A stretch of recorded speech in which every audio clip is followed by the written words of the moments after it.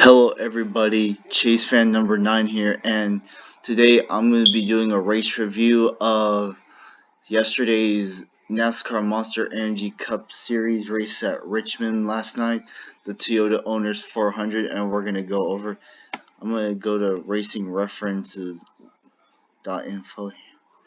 I'm going to go down, look at the, okay, here we go. So anyways, without further ado, let's get into it. Okay, so here's the stuff that happened. So Kevin Harvick, our first repeat pole winner this season, starts on pole and he leads the field to green. He only led 30 laps, and I thought he was going to be one of the drivers that was going to stop the Gibbs and Penske guys, but after he lost the lead, he never got it back. There were I didn't see a lot of comers and goers. One of them is Kyle Busch, and I'll get to him later. But anyways, yeah. So Kevin Hart starts on pole, and along with Kurt Busch and Hart leads. Now, as far as qualifying is concerned, let's see, these drivers right here at the bottom had to go to the back, all for inspection failures. And yes, Chase Elliott, Almirola, Hamlin, Jones, who started on the front, Matt Tiff, Daniel Suarez, Jimmy Johnson, Joey Gay started at the back because of inspection fail. And of course, they had some of the 9, the 10, the 11, I believe, had a crew member eject it. I could be wrong on that, but don't worry, I'm not perfect. I'll try and do this to the best of my abilities, so just hang in with me.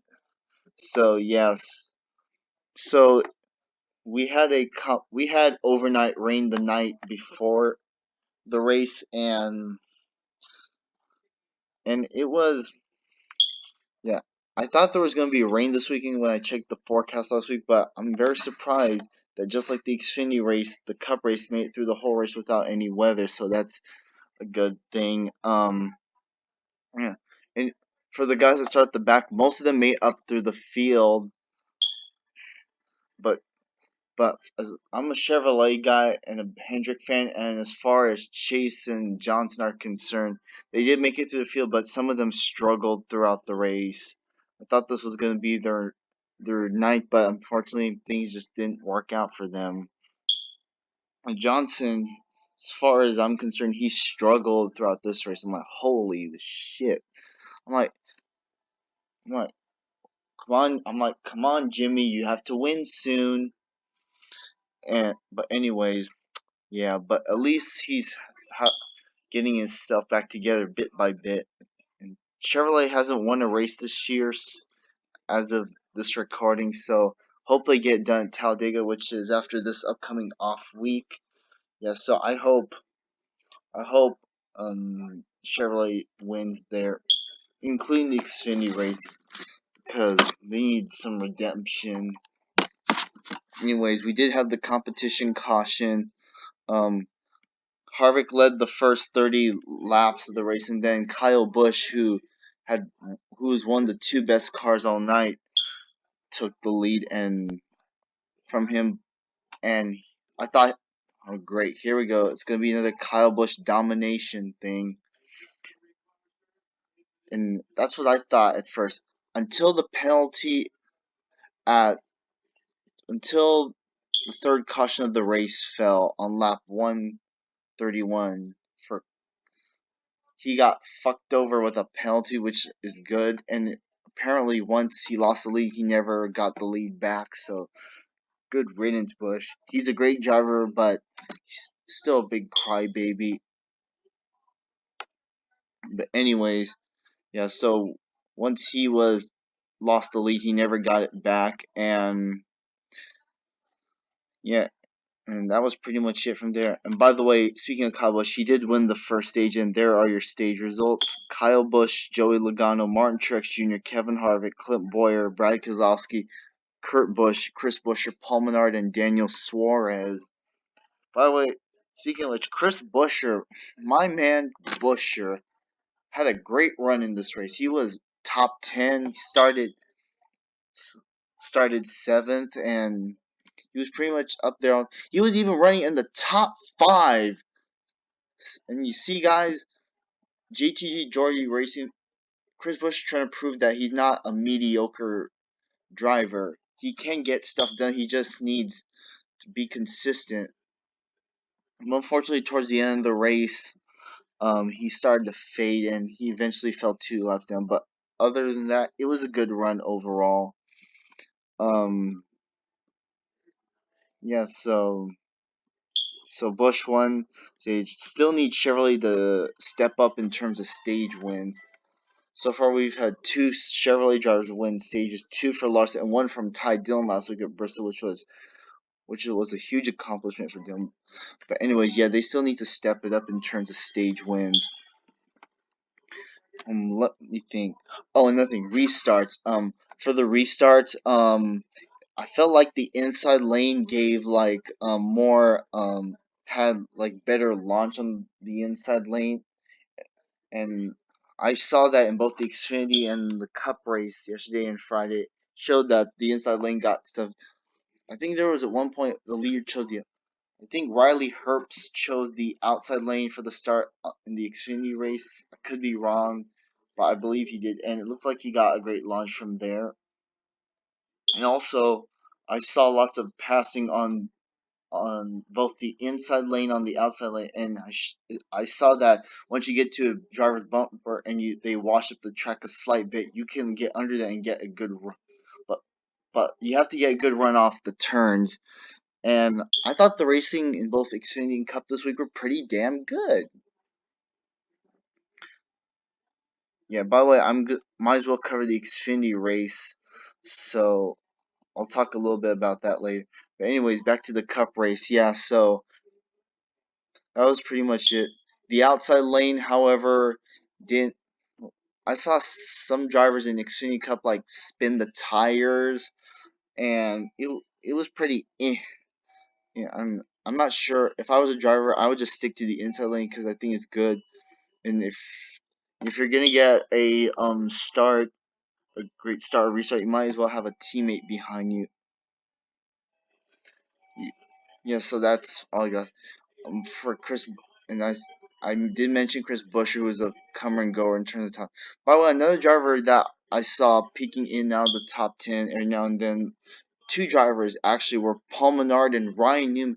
Ryan Newman's starting to step it up. He finished 9th last weekend at Bristol, and that shows you that he's getting shit done. It was his first top 10 of this season, and for Paul Menard, who finished 6th last week at Bristol, that was also his first top 10 this season as well. Well, guess what? Both of them backed it up with a back-to-back top 10s in last night's race, so that was pretty good. One of the top finishers from the drivers that started the rear was Denny Hamlin, I think, and Denny Hamlin did a damn good job of driving through the field, so I gotta give him props to that. Now, there, we had 1, 2, 3, 4, 5 cautions, and 2 of them were for one was for competition, the other 2 for the first wreck of the night was for Kyle Larson. I'm like, come on, Larson, step it up. You know what, guys? I'm from California. Kyle Larson's from California. I like Kyle Larson, but come on, man. I'm about to give up on him because he keeps having bad luck. Or is he just being too nice, or is he just under a lot of pressure? I don't know, guys. He needs to just step it up. Fuck's sake, it shouldn't be that hard. Besides, he showed speed in qualifying in one of the practices, so I don't know what's going on there. Yeah, so he did crash out on lap 125, and it all started when he made contact on at the beginning of the second stage. Larson did come down accidentally on Daniel Hemrick, and the tire started to rub against the left rear quarter panel, and he was forced to come down pit road. He did come back out, but then we went to commercial break. We came back, and next thing I know, caution's out for Larson, who brushed the wall. So yeah, it's unfortunate for that McDonald's team. I hope they get their shit together by the time we get closer to the playoffs. Then Michael McDowell brought the last caution of the night, had another hard wreck, and I believe it was a tire incident.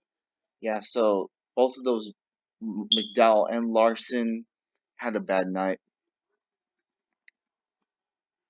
So yeah, and also another thing, Joey Logano, who finished second in stage one, won the next stage.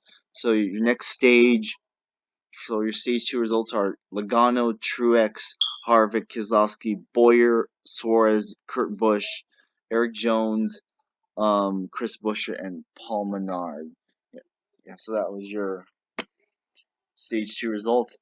And as we got later on to the run, after Busch lost the lead on that at the end of on that third caution, Truex started to come into the picture, and it was a battle between he, Logano, and Keselowski, the two Penske guys, and they were having hell of a battle throughout the entire race, and it was pretty much between Truex and the two Penske guys from there to the end.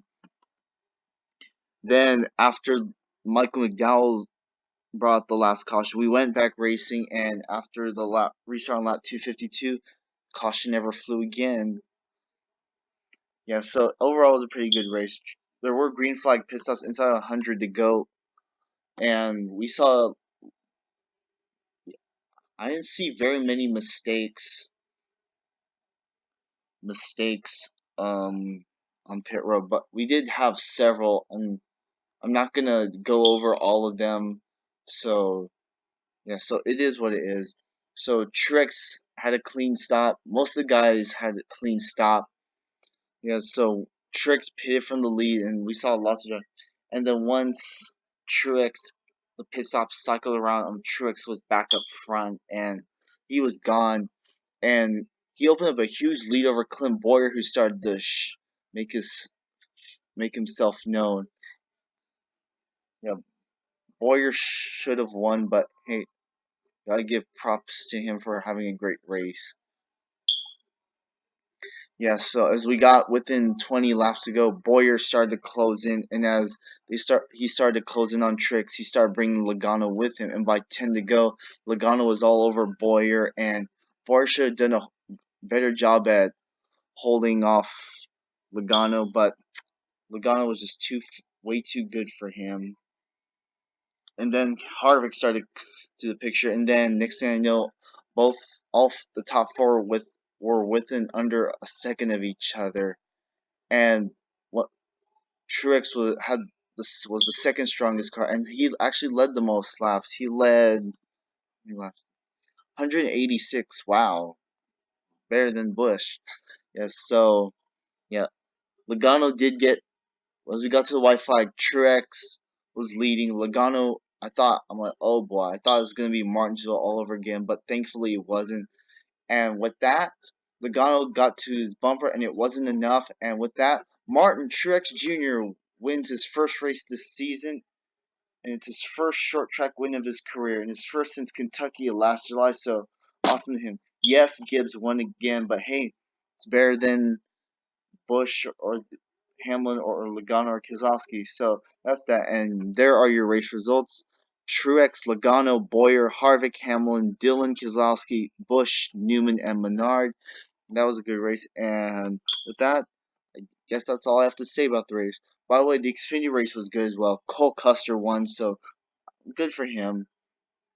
I don't hate Custer. He's a great driver, and he's very talented, so gotta give him props to that. And yeah, I guess that's all.